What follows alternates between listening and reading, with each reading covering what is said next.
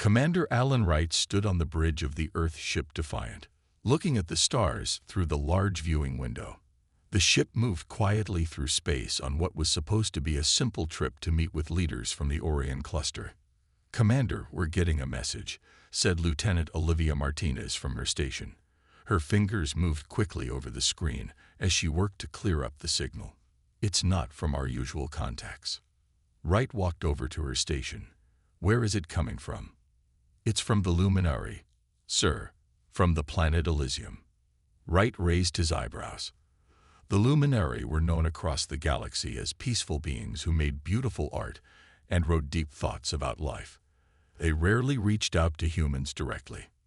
"Put it on the main screen," Wright ordered. The screen lit up with the image of a luminary. The beam glowed with soft blue light, its body seeming almost like water that had somehow taken form. Its voice was gentle, but filled with fear. "People of Earth, we call on you in our darkest hour. The Zreki Dominion has entered our space with many ships. They demand we give them our world.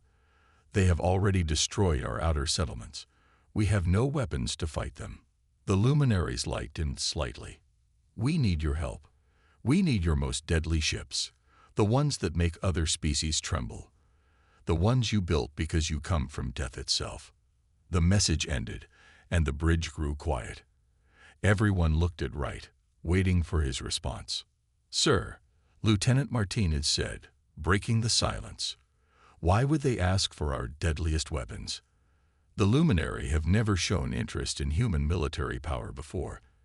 They usually avoid any talk of fighting." Wright walked back to the viewing window, thinking about the message. "They're desperate," he said finally. "And they know something about us that we try not to talk about too much." "Sir," Martinez looked confused. "They know we're Deathworlders, Lieutenant." The young officer's eyes widened. "You mean?" "Yes.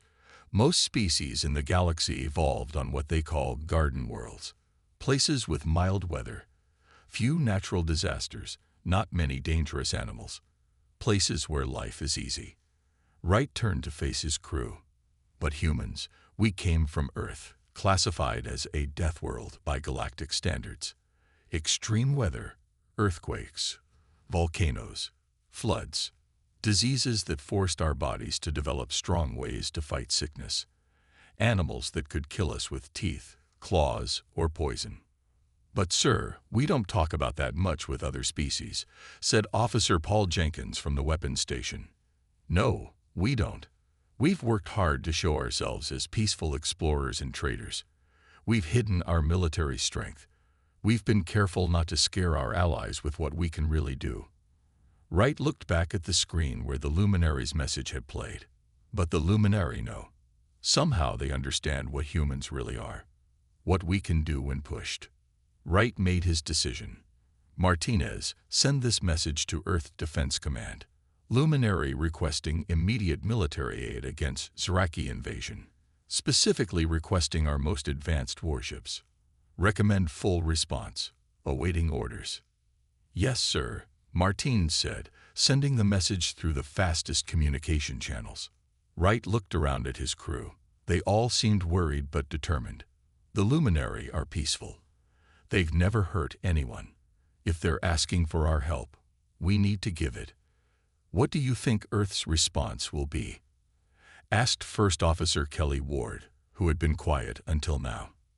"They'll send the ships," Wright said without hesitation. "And the Zreki will learn what it means to make enemies of Deathworlders."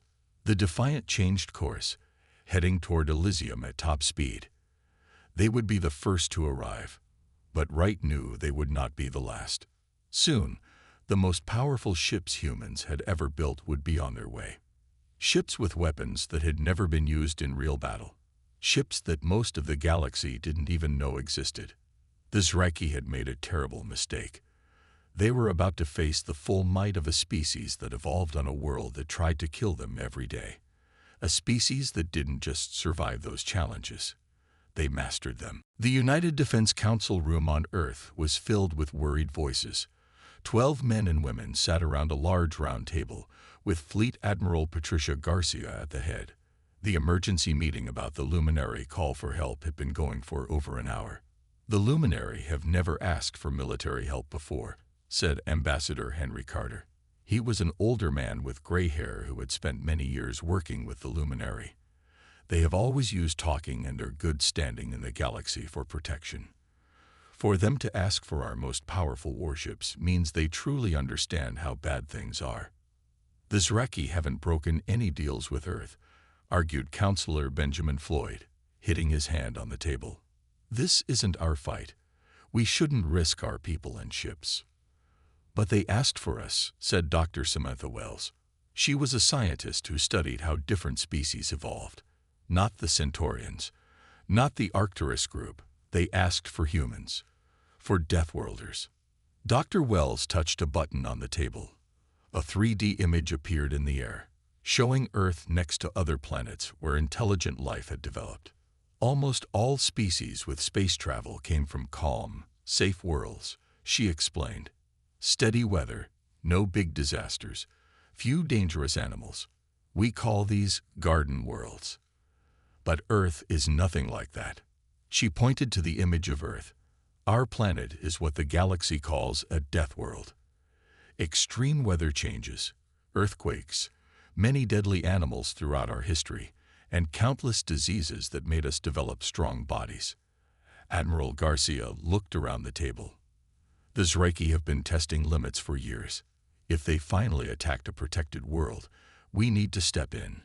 Not just for the Luminary, but to keep peace across the galaxy. If we send our most advanced ships, we'll be showing weapons we've kept hidden for years, said Defense Minister Frank Powell. The galaxy doesn't know what we're truly capable of. Maybe it's time they learn, said Admiral Garcia quietly. If the Zraki are willing to attack the Luminary, who will they target next? The room fell silent as everyone thought about this. I say we vote, said Garcia finally. All in favor of answering the Luminary plea with full military response, raise your hands. One by one, hands went up around the table. Even Counselor Floyd raised his hand, though he didn't look happy about it. It's decided then, said Admiral Garcia. I'll activate the 7th Fleet, including our most advanced ships. After the meeting, Admiral Garcia went to her office and pressed a button on her desk. Connect me with Captain Ryan Phillips. A moment later, a man's face appeared on her screen. He had short brown hair and serious eyes. Captain Phillips reporting, Admiral. Ryan, we're activating Operation Thunderbolt. You'll command the mission aboard the UEF Valkyrie. The Colossus and Leviathan will join you. Your orders are to protect Alisium and stop the Zraki attack. Philip's eyes widened slightly. The 3 ships she named were the most powerful warships humans had ever built. They had never been used in real battle. Admiral, using those ships will reveal capabilities we've kept secret for decades. I know, Captain, said Garcia, but the Luminary need our help, and the Council has made its decision. The Zraki need to learn that attacking peaceful worlds has consequences. I understand, Admiral. When do we leave? Immediately. The Defiant is already en route, but they can only observe until you arrive. Your crews are being notified now. This is a full combat mission, Captain. Phillips nodded, his face serious. We won't let you down, Admiral.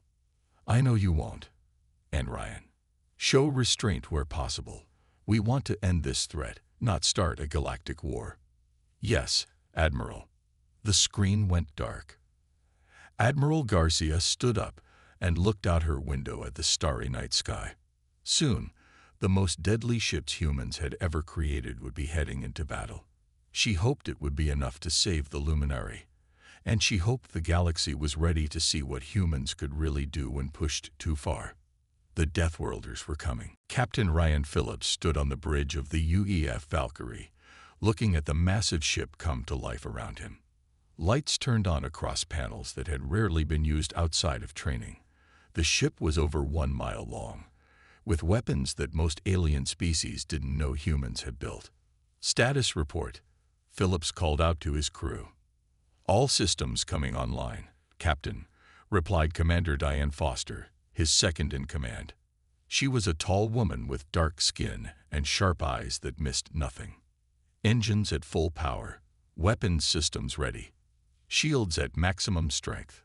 Phillips nodded, feeling the weight of command. The Valkyrie had never seen real battle. It was built to fight wars that humans hoped would never happen. "The Colossus and Leviathan report ready for jump, sir," said the communications officer. "Very good," said Phillips. He pressed a button on his chair. "This is Captain Phillips to all crew members. Today we answer the call of the Luminary people. They have asked for Earth's help against an enemy that understands only force. The Zraki believe they can take whatever they want from peaceful worlds." He paused, looking around at his crew. "The Valkyrie has never been used in real battle. Neither have our sister ships. The galaxy knows us as diplomats and traders, not warriors. But today we will show them what humans can do when innocent lives are at risk." Lieutenant Commander Gregory Daniels approached the captain with a datapad. As the ship's intelligence officer, it was his job to understand their enemy. "Sir, I've completed my report on the Zraki," said Daniels. "They evolved on a world with few dangers and stable conditions. Their fighting style depends on having more ships and soldiers than their enemies, not on being clever or adaptable." "They've never faced Deathworlders in battle," said Commander Foster. "No, they haven't," agreed Phillips. "And they don't understand what that means." He turned to his pilot, Lieutenant Jake Howard. "Set course for the Alisium system. Maximum speed." "Course set, Captain. Jump in 3 minutes." Phillips walked to the large viewing window at the front of the bridge.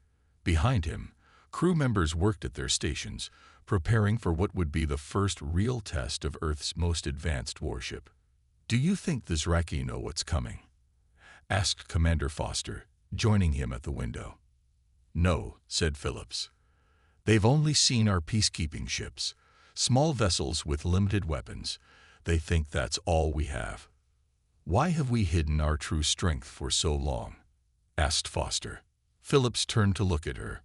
"Because most species fear what they don't understand.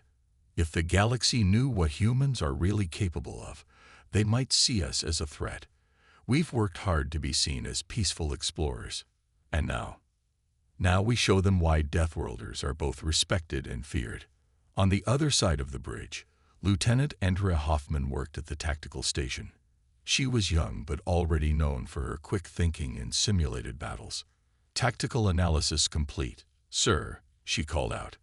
"Based on the Defiance reports, the Zraki have 30 warships around Alisium. Their weapons are powerful but slower than ours. Their shields are strong against energy weapons but may have weaknesses we can exploit." "Good work, Lieutenant," said Phillips. "Prepare battle scenarios for when we arrive." "Jump in 60 seconds, announced Howard from the pilot's seat. Phillips returned to his command chair and sat down. All crew to battle stations. Red lights flashed across the ship as everyone prepared for what was coming.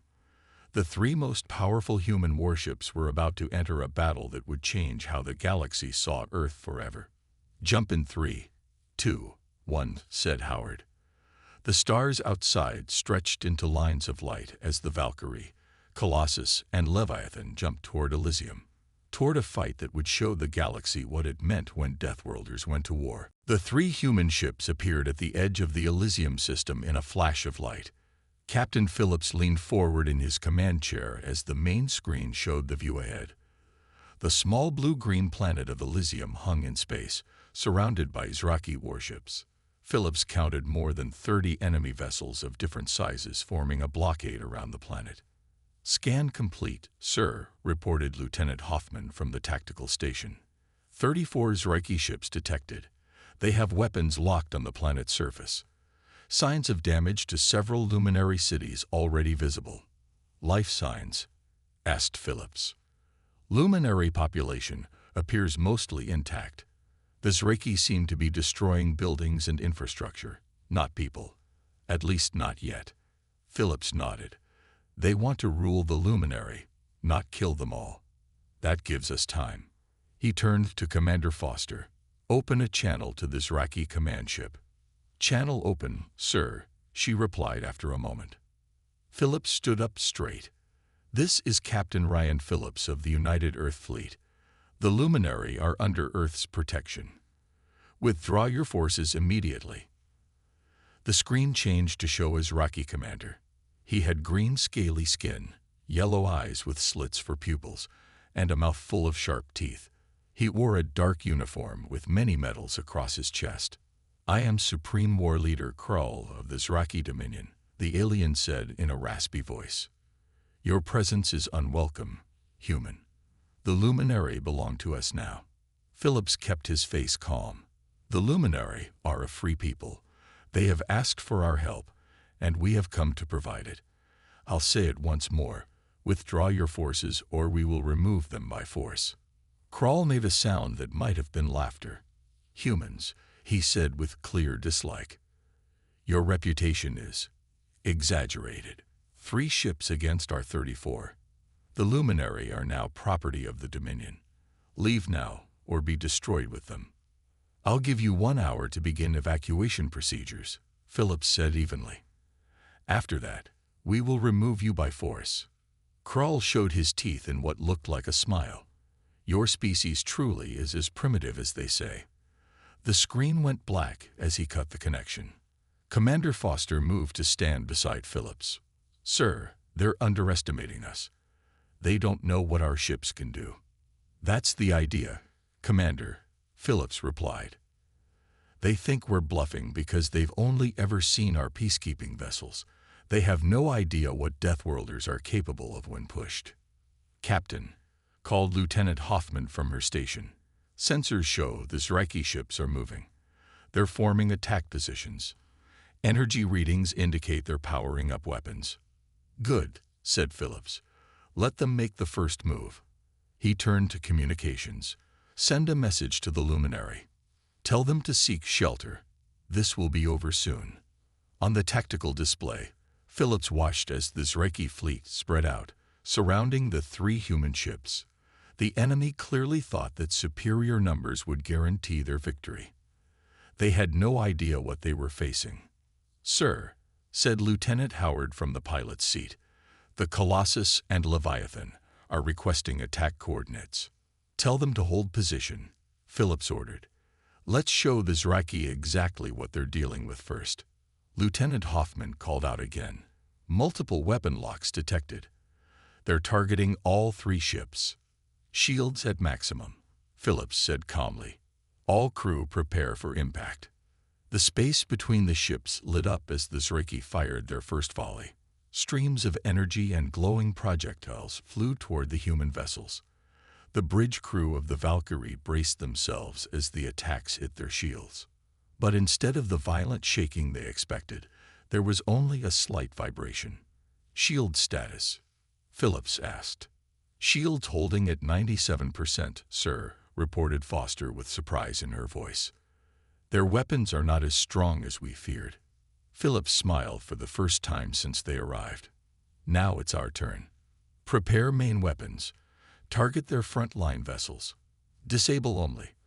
I want to avoid casualties if possible. As the Valkyrie's weapon systems came online, the Zraki were about to learn a hard lesson about challenging humans. The Deathworlders had arrived, and they had brought their most deadly ships. Captain Phillips pressed a button on his chair. His voice would now reach every crew member on all 3 human ships. This is Captain Phillips to all personnel. Most of you have served on peacekeeping missions. You've shown restraint. You've followed the rules of diplomacy. Today is different. Today, we remind the galaxy why Deathworlders are respected and feared. Humanity grew up on a planet that tried to kill us every day. We lived through ice ages and giant rocks falling from space. We survived deadly diseases and animals that could tear us apart. We didn't just survive these dangers. We mastered them. We turned our understanding of death and destruction into tools for living. The Zraki think our reputation is just a story because we've chosen peace for so long. They mistake our kindness for weakness. They don't understand that when threatened, humans become the most dangerous species in known space. The Luminary knew this when they called for us. They understood that sometimes facing an enemy who only understands power requires showing them what true strength looks like. Today, we answer their call not as diplomats or peacekeepers, but as what we truly are, Deathworlders. As Phillips finished speaking, a new energy filled the ships.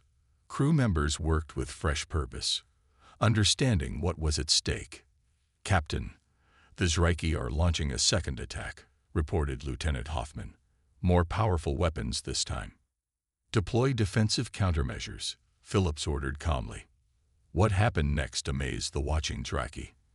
Instead of trying to move out of the way, the human ships activated hidden defense systems.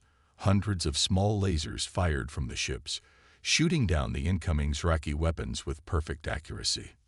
"Return fire," Phillips commanded. "Target their weapons systems only." The UEF Valkyrie's main guns fired, not the simple energy weapons most species used, but advanced particles designed to go through standard shields. Within seconds, 5 Zraki ships lost their ability to fire weapons. On the Zraki command ship, War Leader Krull watched in shock. "Impossible. Their technology is better than our reports said." His second-in-command, Sub-Leader Vex, studied the readings with growing fear. "The humans are fighting better than anyone we've ever seen. Their reaction times, their accuracy. It's like they've prepared their whole lives for this moment." "Because they have," Krull realized slowly. "They evolved by preparing for the worst. Their entire history is built on overcoming dangers we can't imagine." The battle continued as the human ships moved in ways that seemed to predict Zraki tactics. The UEF Colossus released squadrons of small fighter drones that swarmed through the Zraki formation with unpredictable attack patterns. Meanwhile, the UEF Leviathan revealed its specialty, electronic warfare that disabled Zraki communication systems. "Sir," reported Commander Foster, "the Zraki ships are having trouble coordinating their attacks. The Leviathan systems are disrupting their communications." Phillips nodded. "Good. Continue targeting their weapon systems. I want them unable to fight but still able to retreat." "Captain," said Lieutenant Howard from the pilot's seat, 3 Zraki ships are trying to escape to the far side of the planet. Should we pursue?" "No," Phillips decided. "Let them go. Let them tell others what happened here." Within 30 minutes, half the Zraki fleet was disabled without a single ship destroyed. Some drifted in space with no power. Others could move, but had no working weapons. The rest were trapped by the precise movements of the human vessels. Phillips opened a channel to Krull again. "This is your final warning. Withdraw now." On the screen, Krull looked different than before. His confident manner was gone, replaced by shock and anger. "What kind of weapons are these?" he demanded.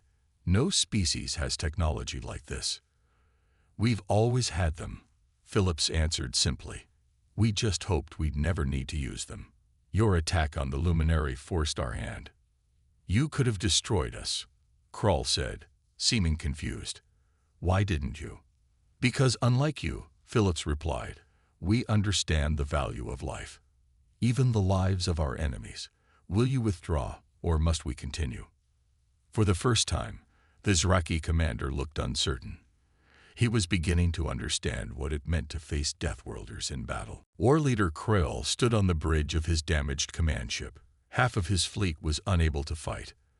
The rest were trapped by the 3 human vessels that seemed to predict every move his ships made. He had never faced such an enemy before. "Our main weapons are offline," reported Sub-Leader Vex. "Communications with the Southern Attack Group are still down. We cannot coordinate our remaining forces." Krull slammed his fist on a nearby panel. "How? How can 3 ships do this to us? They aren't firing to kill. They're just playing with us."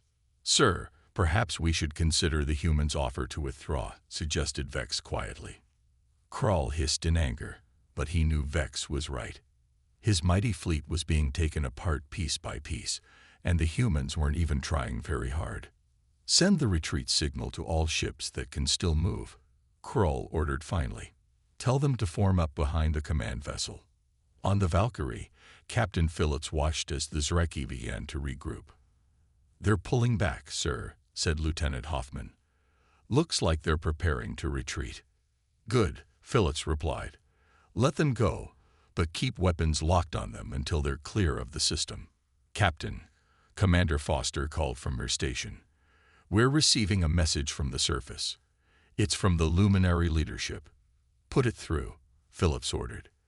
The main screen showed a luminary. Like all their kind, it glowed with soft light and had a body that seemed almost like flowing water given form. But unlike the frightened being from the earlier message, this one glowed with a stronger blue light.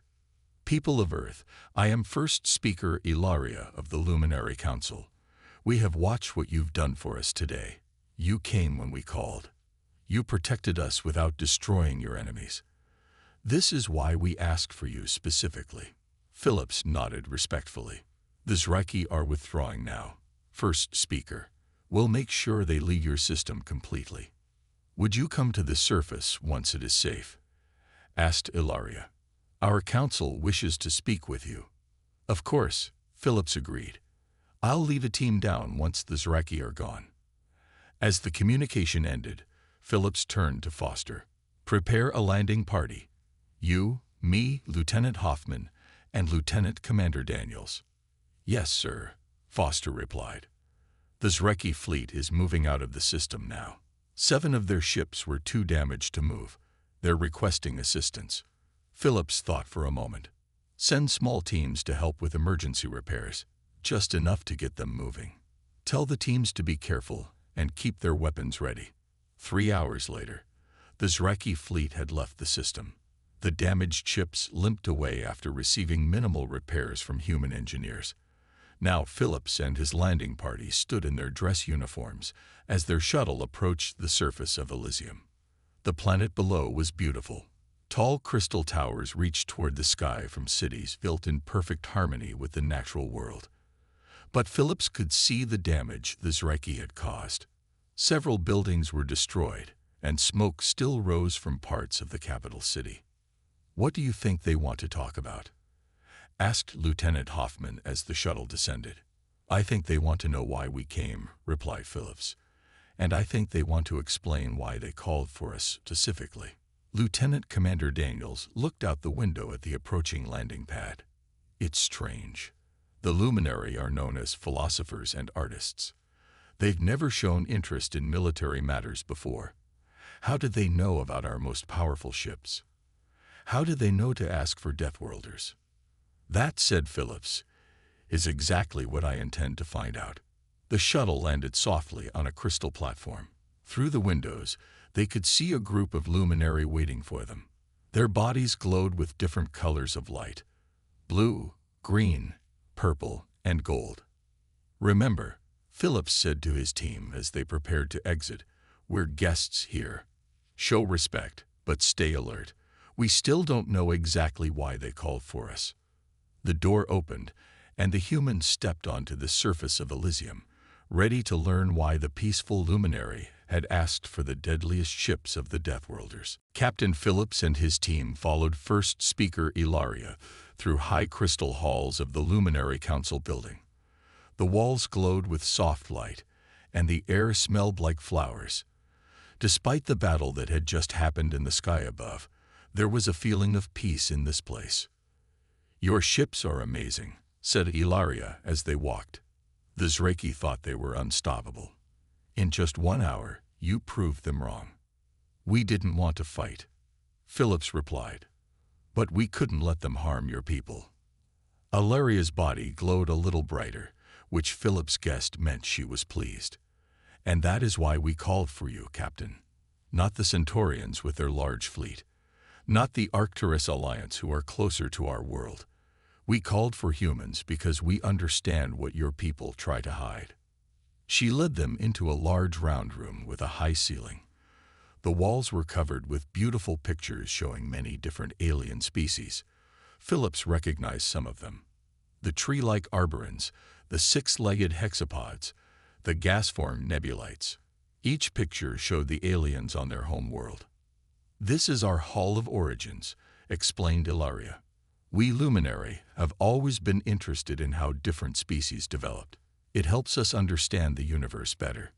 She moved to a section of the wall that showed humans. The pictures showed early humans facing huge animals with sharp teeth, building shelters against powerful storms, and working together to survive in harsh places. Most species in the galaxy evolved on what you call garden worlds. Ilaria continued.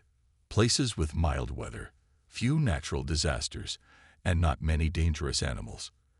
But humans. She touched the picture of Earth. You came from a death world. Your planet tried to kill you every day, and yet you not only survived, you thrived. Lieutenant Commander Daniels studied the pictures closely. You've been studying us for a long time. Yes, admitted Ilaria.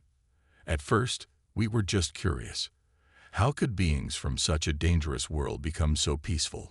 Most species that evolve on harsh worlds become aggressive and warlike. But humans chose a different path. We still build weapons, said Commander Foster. As you saw today. Yes, but you build them hoping never to use them, replied Ilaria. That is the difference. You understand danger better than any other species because you faced it from your first days. That understanding gives you wisdom that others lack. She led them to a different part of the room where a large crystal table stood. Other Luminary waited there, their bodies glowing with different colors. Captain Phillips, we asked for your most deadly ships because we knew something about humans that the Zreki did not, said Ilaria. We knew that a species that has faced death countless times understands the value of life better than those who have never been truly threatened. You knew we would show restraint, said Phillips, beginning to understand. Yes, the Zreki would have destroyed us completely if they had your power, but you disabled their ships without killing their crews. You offered them a chance to retreat. These are not the actions of simple warriors. These are the actions of beings who have learned hard lessons from their harsh world. One of the other Luminaries stepped forward. This one glowed with a golden light. I am Elder Vorin. For many years, I have studied the concept of what you call Deathworlders. May I ask you something, Captain? Of course, said Phillips. Why does humanity hide its true strength? Your ships today showed technology far beyond what you use in your normal dealings with other species. Phillips considered the question carefully. Because we know how dangerous we can be. Our history is full of wars and conflict. When we reached the stars and met peaceful species, we decided to present ourselves as explorers and diplomats first. We didn't want to frighten our new friends. Vorin nodded, his light pulsing gently. A wise choice. But today, you showed the galaxy another truth, that sometimes the strongest defense is knowing one's full power and choosing when to use it. We called for the Deathworlders, said Ilaria, because only you could understand both the threat we faced and the restraint needed to end it without causing more suffering. Phillips looked around at the beautiful hall and the peaceful beings who had somehow seen through humanity's careful diplomatic facade. The Luminary had recognized something about humans that humans themselves often try to forget, that their greatest strength came not from their weapons, but from the wisdom earned through surviving on a world that had taught them both the harshness of death and the preciousness of life. 1 month after the battle at Alisium, the United Galactic Council held a special meeting. Representatives from all major space-traveling species gathered in the great circular chamber on the neutral planet of Concordia. The room buzzed with nervous talk as everyone waited for the session to begin. Admiral Patricia Garcia stood tall in her formal uniform as she prepared to speak for Earth. This was the first time in 50 years that a human military leader had addressed the full council. Next to her stood Ambassador Nathan Reeves, who usually represented humanity at these meetings. The council leader, a tall, thin being from the Centaurian worlds, called for quiet. This special session will now begin. We are here to discuss the events at Alisium and their meaning for galactic peace. Admiral Garcia of Earth will speak first. Garcia stepped forward to the central platform.